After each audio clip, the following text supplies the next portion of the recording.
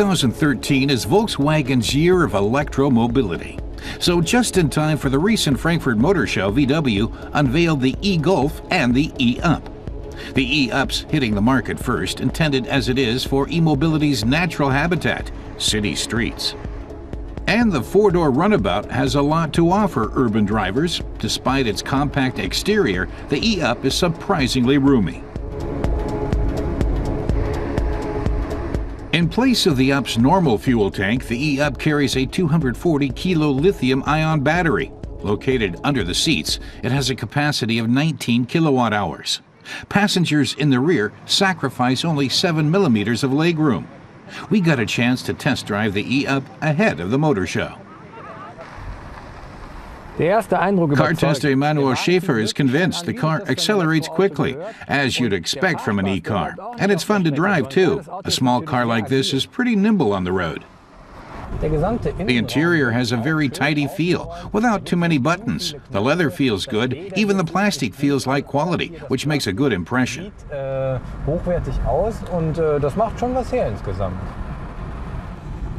And as expected in an e-car, sitting inside and driving, it's quiet. That's because there's no engine noise, of course. You might hear the rolling of the tires, but who cares? One feature Emanuel personally likes a lot is the 360-degree range display. When you switch it on, there's a map showing you exactly how far you'll get on the current battery charge. The electric motor generates 60 kilowatts of power, and as in all e-cars, the torque is ample. The motor brings 210 Newton meters to bear on the front axle. It makes the 0 to 100 sprint in 12.4 seconds. Top speed is 130 kilometers an hour.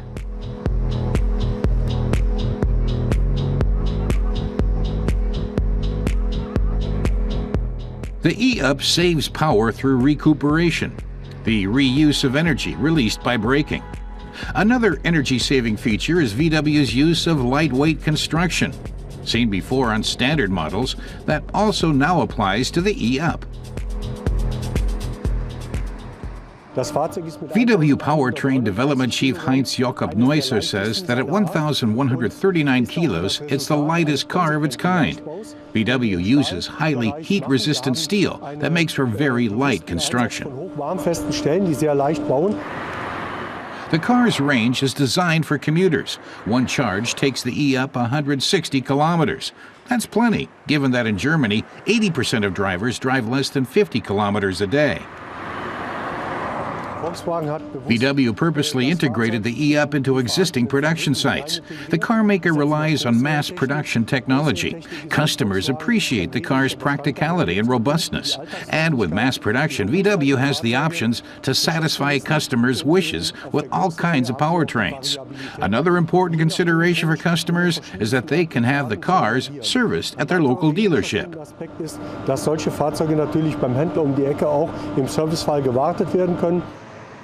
In the case of an accident, drivers also benefit from low repair costs. The e-Up can be charged from a regular electric socket. At a direct current charging station, VW says charging time is down to only 30 minutes. The e-Up really surprised Emanuel. From the outside, you might think there's precious little room inside, but that's not true. Both in front and in back, there's enough space for adults. You can't drive 400 kilometers with it, but it's just fine for city driving and small excursions. And you'd think there's not much cargo space because of the batteries. But again, surprise. When you lower the bottom like this, you have just as much capacity as a normal Up.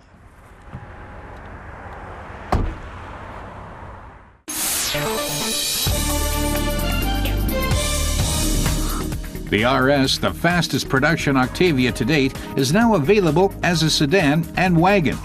Drivers can choose between a 2-liter diesel or a 2-liter gasoline engine with 135 and 162 kilowatts respectively. The sedan hits a top speed of 248 kilometers per hour, the wagon 242. Both engines can be combined with a manual transmission or a dual-clutch gearbox, each boasting 6 speeds. Following the Mazda 6 and CX-5, the latest product of the car maker's contemporary design vocabulary, the newest generation of the Mazda 3 features flowing contours all over. And there's a new engine making its debut, the Sky Active G100, with a 1.5-liter displacement. The gasoline version generates 74 kilowatts of power, and with the manual 6-speed transmission has official fuel consumption of just 5.1 liters per 100 kilometers.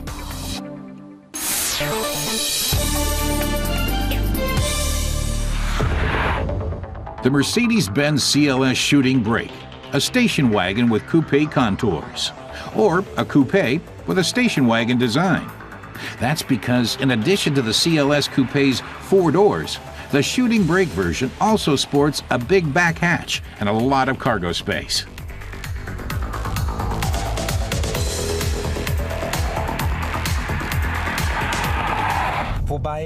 But as our car reviewer Matas points out, station wagon doesn't quite capture it. Inside, it feels more like a coupe. And back, there's an ample cargo space, but that too is different than in a station wagon, because there's no flat cargo floor. So what is it? Ultimately, it's a sports car with 5 seats and a sizable hatch.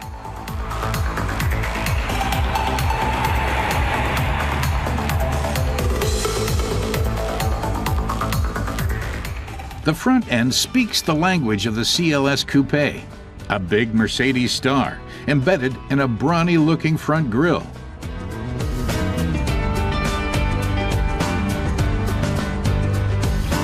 Daytime running lights in the lower front apron and 3-way LED headlights underscore the sporty look. Even the indicators on the outside mirrors make a slick impression. Along the side, plenty of edges catch the eye.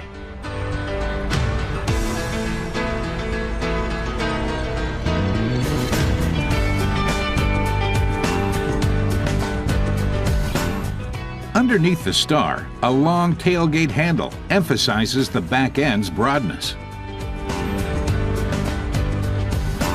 The standard LED taillights, already familiar from the coupe, stretch far into the sides.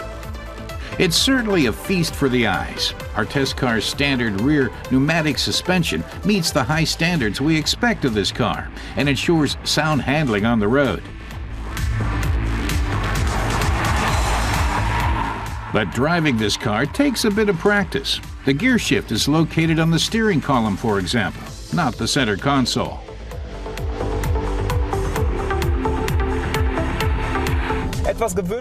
Mata says the gear shift on the right of the steering column takes getting used to. Other cars have the windshield wiper controls there. On the Mercedes, that's on the left side. Personally, I wanted to turn the wipers on and off there. Instead, I shifted into neutral or back into drive. But there are advantages. Here in the middle, where the stick would normally be, there's plenty of storage space. Mercedes supplies engines ranging up to 386 kilowatts for the Shooting Brake. Mata says the 350 CDI he's now driving is far from a top-end engine, but it's fully adequate for a quick getaway. The diesel engine generates 195 kilowatts of power, reaches a peg 250 kilometers per hour top speed, and costs just under 70,000 euros in Germany. Plenty of extras are included.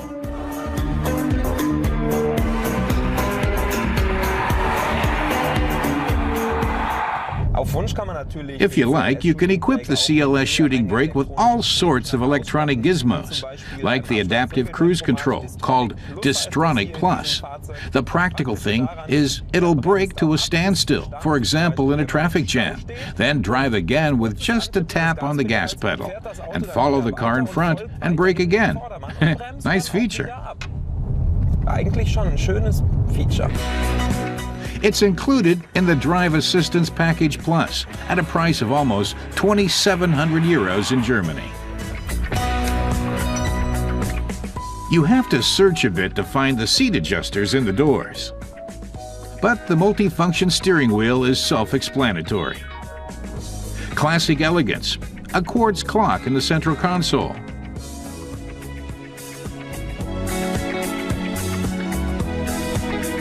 With the active multi-contour seat package for over 1,500 euros, the front seats offer optimal lateral support.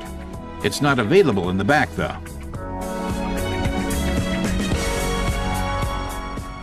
The trunk provides 590 liters of cargo space. Incidentally, the term shooting brake harks back to old English hunting vehicles that were especially light and maneuverable. One question remains for Matis: who's going to buy this car? For someone wanting a station wagon, it's less than ideal because of the loading sill in the cargo area. If you want a four-door sedan, it might feel a bit tight. And those seeking a coupe might go for other architectures. On the other hand, he likes the look outside and inside a lot, and could get excited about a car like this if it weren't for the high sticker price. Wenn da nicht der hohe Preis wäre. The CLS Shooting Brake Basic model costs just under 62,000 euros in Germany.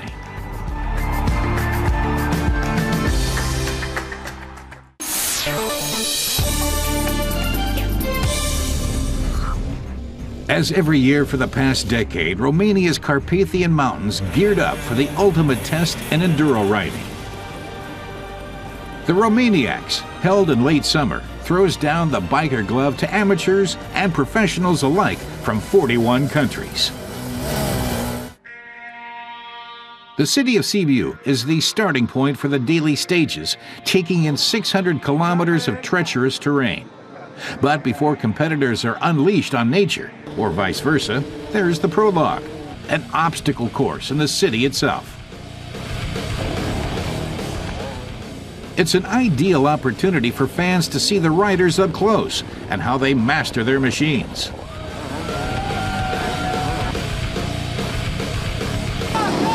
And they'd better be in control because the obstacles here are pretty harmless compared to the grueling challenges awaiting them in the real outdoors.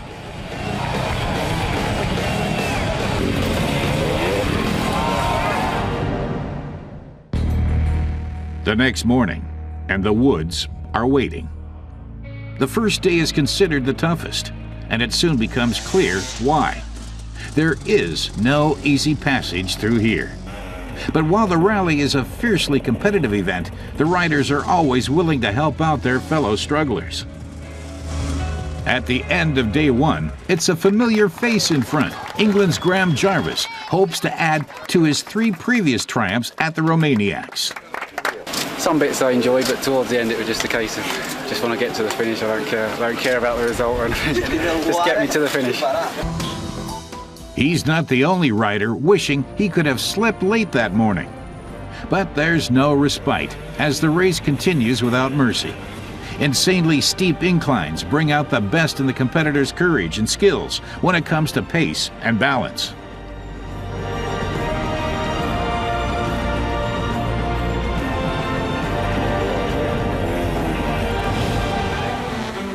And just when you thought day 2 was over, there's the roof of an old factory for the already exhausted enduro experts to negotiate.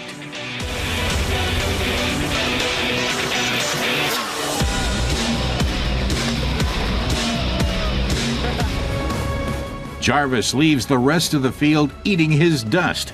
He starts day 3 with a lead of 18 minutes.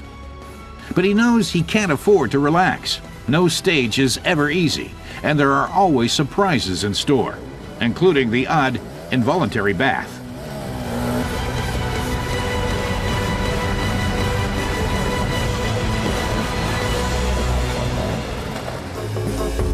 But on day number 4 too, Jarvis prevails, smoothly scaling seamlessly impassable rock formations. Alfredo Gomez ended up in 2nd spot overall on this very first attempt at Maniacs. Next year, he and the others are sure to make a closer contest of it for the Englishman, but this time around, there was no stopping Jarvis. The rally was rounded off by a final, never-ending ascent. Then the pain and punishment are over, and Jarvis can claim his 4th Maniacs crown. Well, I can't believe I've won it like 4 times now, so it's just incredible. It's like, I never expected it when I first set out riding Maniacs. It was just for a bit of fun, and here I am like a 4 times winner, so it's incredible, yeah. A mud bath instead of a champagne shower. That's the spirit of the Romaniacs.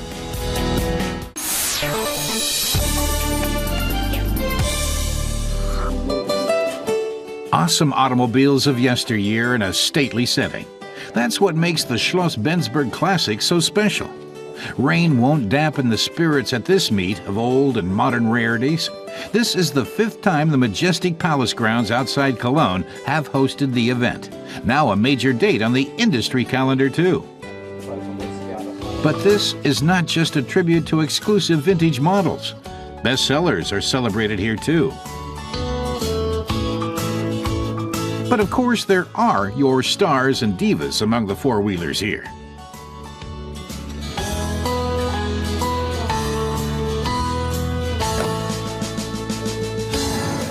Then it's time to step on it.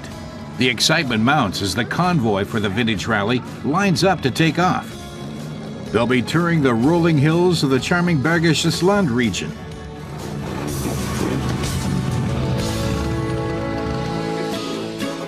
Chinese concert pianist Lang Lang is among the biggest stars behind the wheel, a musical virtuoso driving a classic car, a Beetle Hebmüller convertible dating from 1950.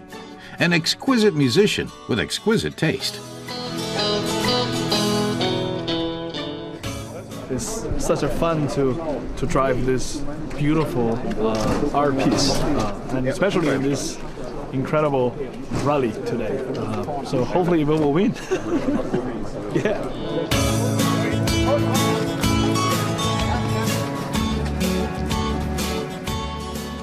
This Alfa Romeo 6C 1750 Grand Sport Zagato was built in 1933.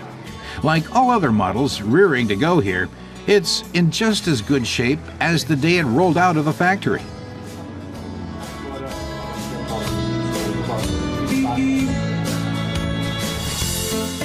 And the rally participants are in luck.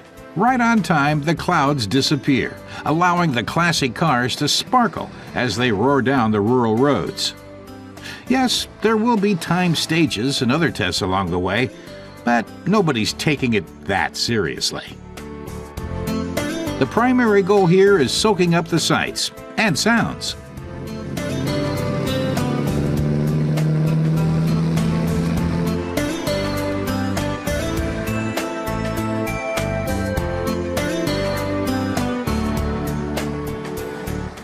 The drivers indulge themselves and their vehicles by taking a little breather.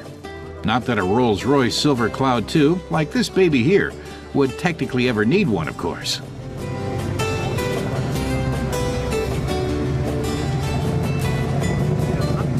The Silver Cloud driver had to pull over to check where they were on the map. The car next to them stopped as well to offer help. The solidarity is much appreciated.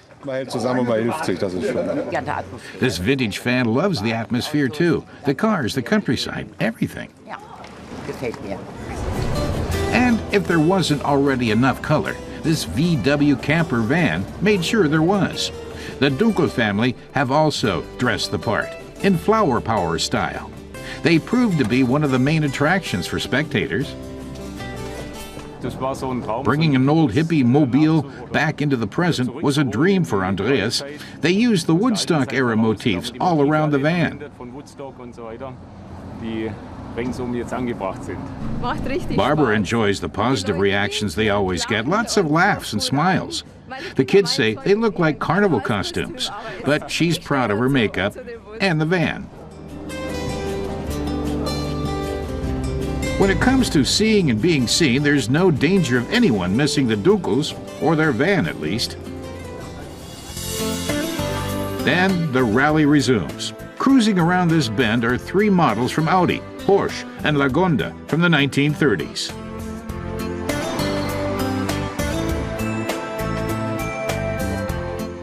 An Opel buggy from 1973, and a Bugatti from 1926.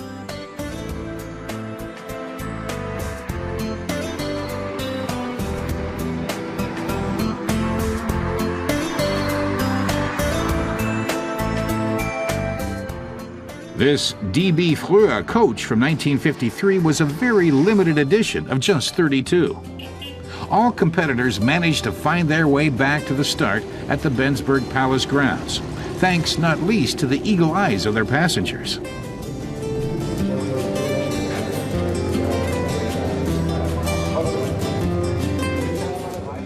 Pianist Lang Lang and his car survived the brief trip through the local countryside.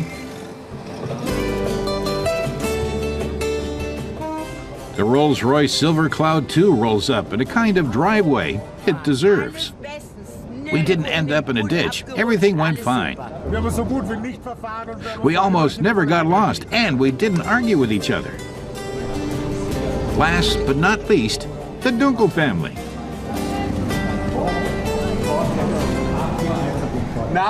So what did Dad make of all those lovely old cars?